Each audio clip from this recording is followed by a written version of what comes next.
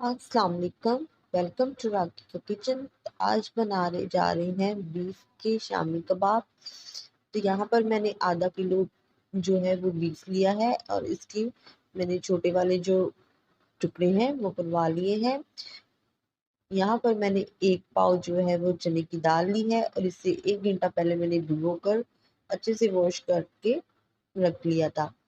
तो अब यहाँ पर एक कुकर ले लेंगे और इसमें पहले हम डाल देंगे बीफ को और फिर इसमें डाल देंगे चने की दाल। अच्छे से जो है वो चने की दाल हम डाल देंगे, एक भी दाना जो है वो ज़ाया नहीं करेंगे। तो यहाँ पर जो है सबसे पहले हम लेंगे एक मीडियम साइज की प्याज, इसे छोटे टुकड़ों में हमने काट लिया है। अदरक लहसुन का पेस्ट शामिल कर देंगे। यहाँ पर 6 से 7 मैंने जो है वो साबुत वाली गोल मिर्ची ली है लाल।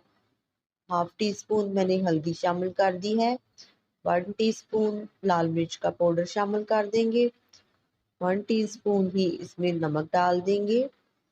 यहाँ पर एक हमने जो है वो दालचीनी का टुकड़ा लिया है, 3 से 4 लौंग लिए हैं और एक मोटी वाली इलायची ली है।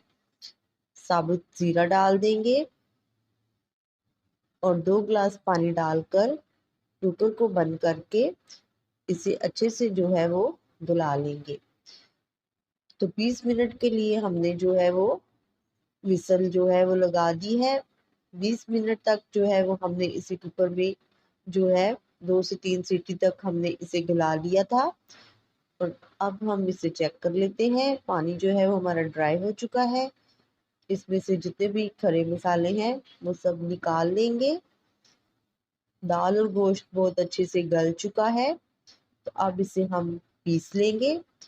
आप चाहे तो इसे जो है वो चॉपर के साथ भी पीस सकते हैं, नहीं तो फिर आपके घर में जो पीसने वाला जो चट्टू बट्टा होता है आप उसमें भी पीस सकते हैं। सिलबट्टे पे भी पीसा जा सकता है। नहीं तो इस तरह से जो ये डंडा है हमारे पास एक, ये ले लें, ये सबके घरों में मौजूद होता है। तो इससे जो है वो हम इसे पीस लेंगे। तो यहाँ पर जो है इस प्रोसेस को हमने जो है वो जब ये गरम गरम हो तब ही करना है, क्योंकि जब ये ठंडा हो जाता है तो ये सख्त हो जाता है। तो हमने इसे जो गरम गरम ही जो है वो पीस लेना है। तो यहाँ पर जब हम मशीन के अंदर जो है वो इस मसाले को पीसते हैं ना, तो वो जो है एकदम जो रेशेदार कबाब होते हैं ना उस तरह का जो है वो टेस्ट और फ्लेवर नहीं आता। तो हमें एकदम इसका टेक्सचर जो है रेशेदार कबाब वाला चाहिए। तो हमें इससे इसी तरह पीसना है। इससे जो है वो बोटी जो है वो बहुत ही अच्छे से और कबाब हमारे एकदम से रेशेदार पिस जाते हैं। तो अब इसके अंदर खुशबू के लिए धनिया, पुदीना और बारीक कटी हुई हरी मिर्ची और थोड़ा सा जो है वो लेमन जूस मैंने लिया है, मिलाकर मिक्स कर लेंगे। अगर आप कबाबों को जो है वो फ्रीज करके रखना चाहते हैं तो ये सब चीज़ें जो है वो आप ना डालें। और अगर आप इसे 1 से 2 हफ्ते के लिए फ्रीज करना चाहते हैं या उसी टाइम बनाना चाहते हैं तो आप इसमें हरा धनिया पुदीना शामिल कर लें। तो अब थोड़ा सा जो है वो हम हाथ पर ले लेंगे और इसे हल्के हाथ से दबाकर कबाब बना लेंगे। आप अपनी पसंद की शेप के कबाब बना सकते हैं, मोटे बनाएं पतले बनाएं जैसे आपको पसंद हो। मुझे जैसे पसंद है मैं वैसे बना रही हूँ। तो यहाँ पर मैंने सारे कबाब जो है वो बनाकर तैयार कर लिए हैं। तो अब इन्हें हम जो है वो शैलो फ्राई कर लेंगे। तो यहाँ पर एक अंडा लिया है और इसे अच्छे से फेंट लेंगे। ऑयल जो है वो हमने पैन में गरम कर लिया है।